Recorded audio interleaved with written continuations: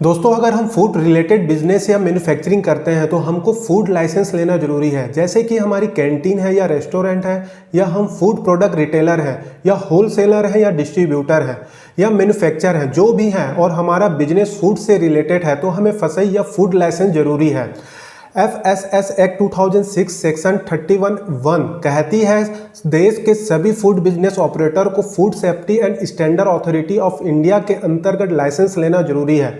तो आज हम इस वीडियो में देखेंगे कि फूड लाइसेंस हम घर बैठे कैसे अप्लाई कर सकते हैं। तो चलिए स्टार्ट करते हैं।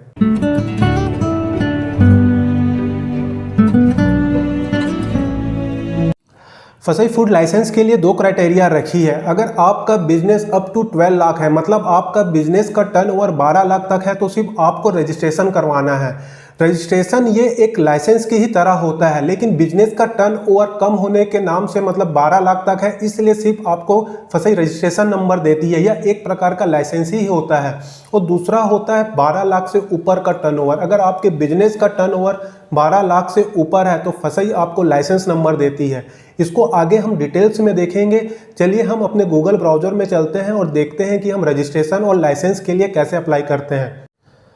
दोस्तों, हमको हमारा गूगल ओपन कर लेना है, उसमें फसई रजिस्ट्रेशन टाइप करना है। फसई रजिस्ट्रेशन टाइप करेंगे तो फसई रजिस्ट्रेशन के अलग अलग लिंक वाले ये ओपन हो गया है पेज। इसमें देखिएगा 8 करके जो आए हैं, इसमें हमको नहीं जाना है। इसमें जाएंगे तो थर्ड पार्टी होती है, ये कंसल्टेंसी होती है जो अनाप शनाप फीस लेती है, तो हमको इसमें नहीं जाना है। हमको गवर्नमेंट की साइट में जाना है, gov.in, फसई gov.in में हमको क्लिक करना है।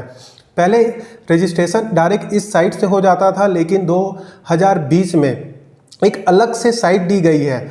2020 में अलग से साइट दी गई है इस साइट के बदले में, जिससे रजिस्ट्रेशन या लाइसेंस के लिए अप्लाई किया जाता है। तो हम इसमें क्लिक करेंगे, फिर अलग से ये लिंक पेज खोलेगा। फिर हमको यहाँ पर देखिए ये फॉस्कोस है।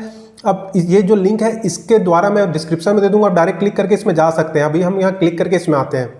यहाँ पर देखिए कुछ इस तरह से ये पेज दिखेगा।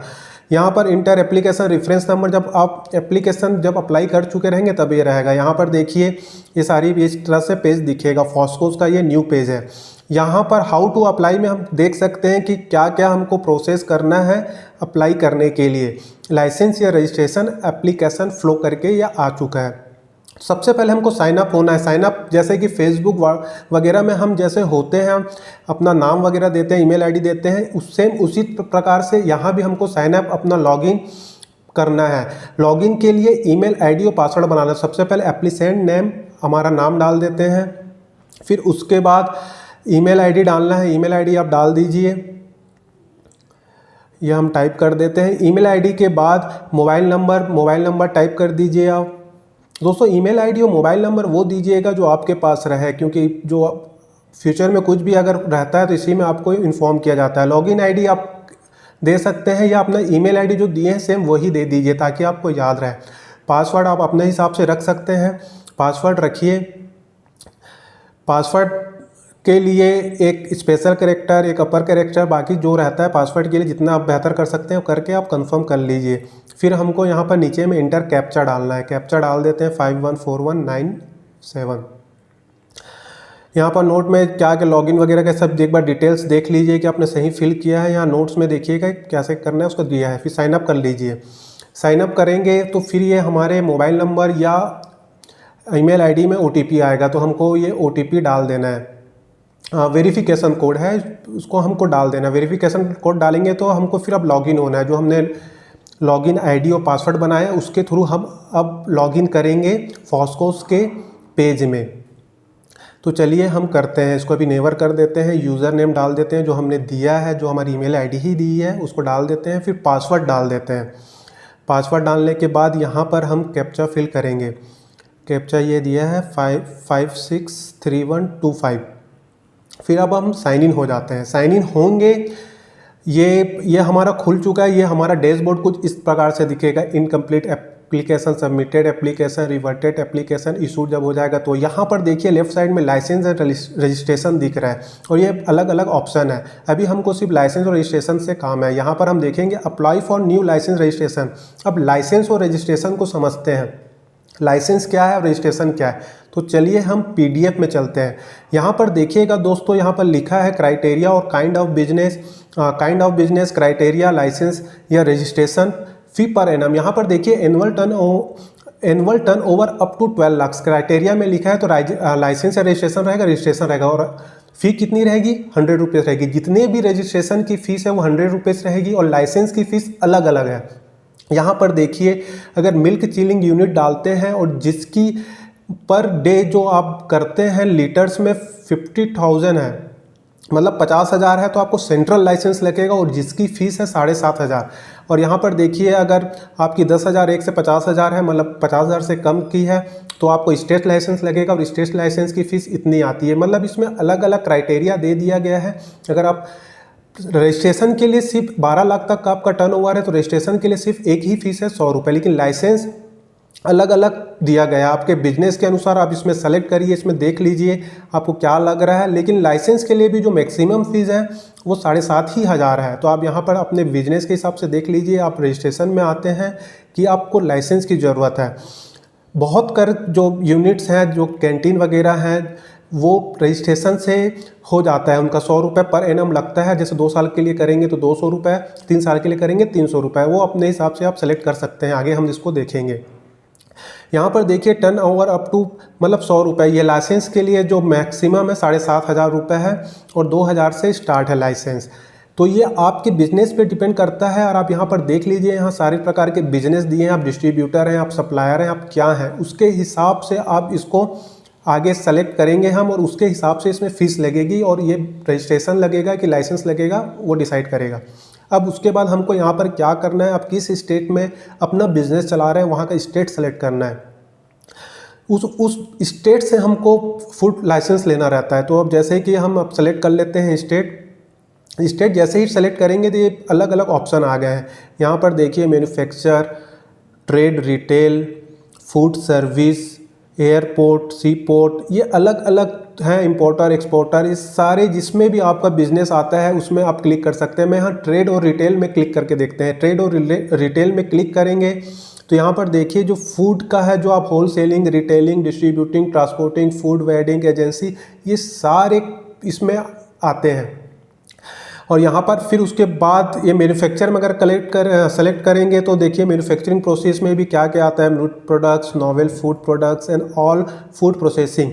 तो अभी हम समझने के लिए हम इसमें अप्लाई करेंगे ट्रेड और रिटेल, ये क्राइटेरिया। उसको सेलेक्ट करने के बाद उसके बाद हमको बिजनेस देखना है, हमारा बिजनेस किस प्रकार का, होलसेलर। यहाँ पर हम टर्नओवर अप टू 12 लाख करते हैं।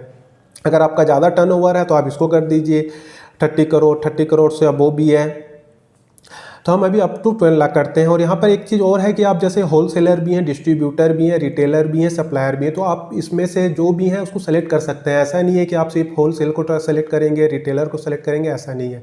अब जैसे कि डिस्ट्रीब्यूटर भी हम सेलेक्ट कर लेते हैं। डिस्ट्रीब्यूटर सेलेक्ट करेंगे तो उसका टर्नओवर आएगा 12 लाख रुपए। फिर एक रिटेलर भी सेलेक्ट कर लेते हैं, उसका भी टर्नओवर कर देते हैं up to 12 lakh per annum. अब यहाँ के बाद प्रोसीड करना है।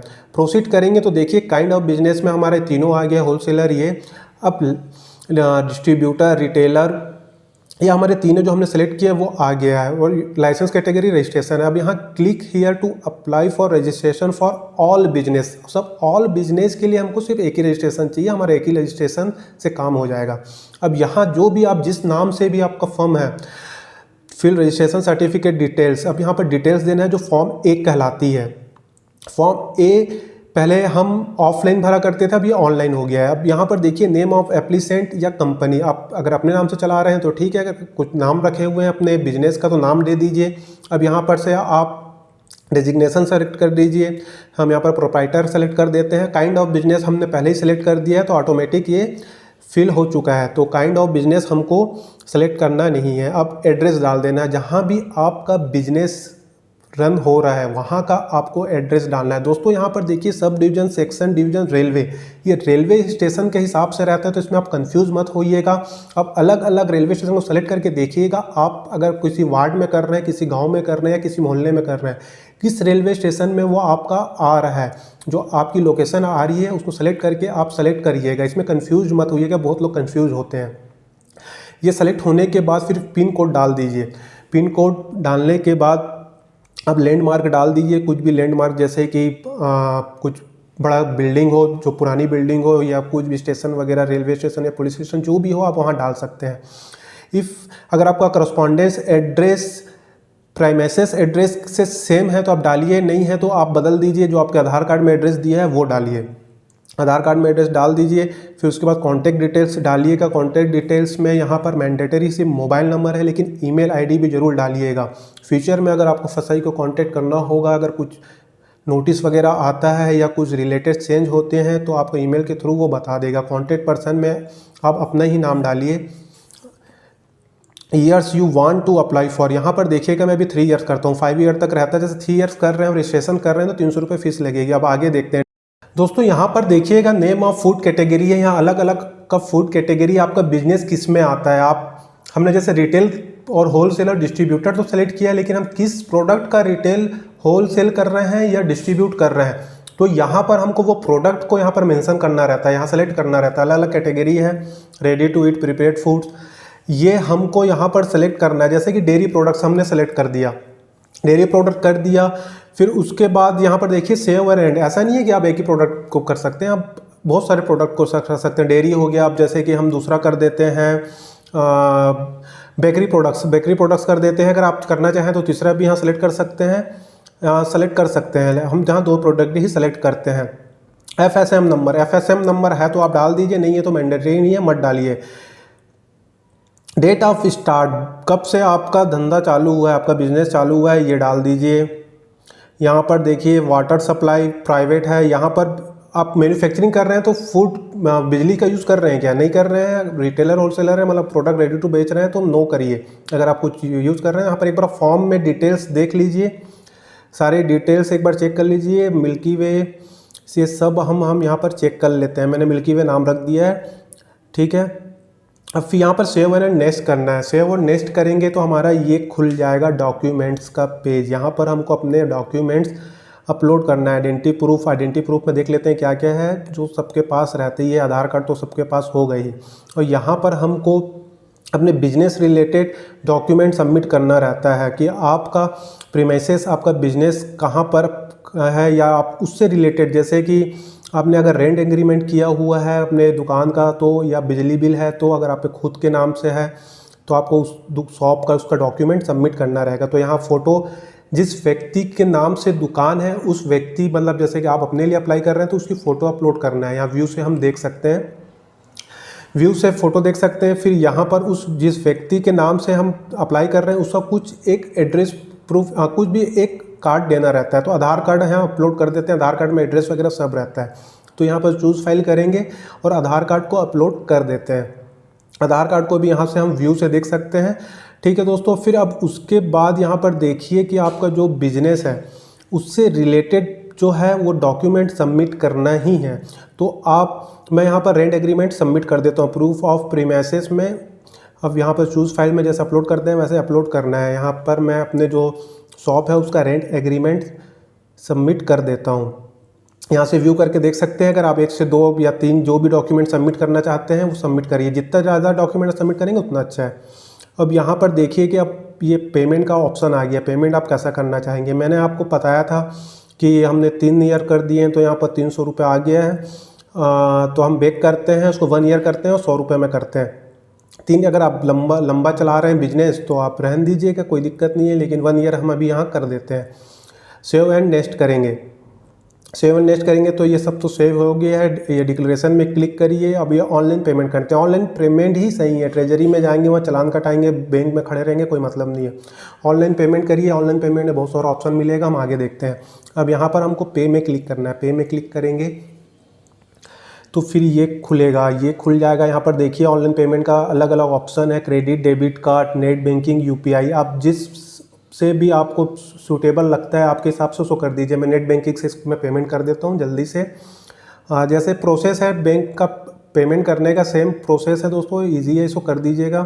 यहाँ पर हम कर देते हैं। पे नाउ में क्लिक करेंगे, फिर ये हमारा पेमेंट ये आ गया। इसमें कुछ चार्जेस लगेंगे, फिर पेमेंट कर दिया है मैंने। यहाँ पर पेमेंट करने के बाद रिसिप्ट मिल जाएगा।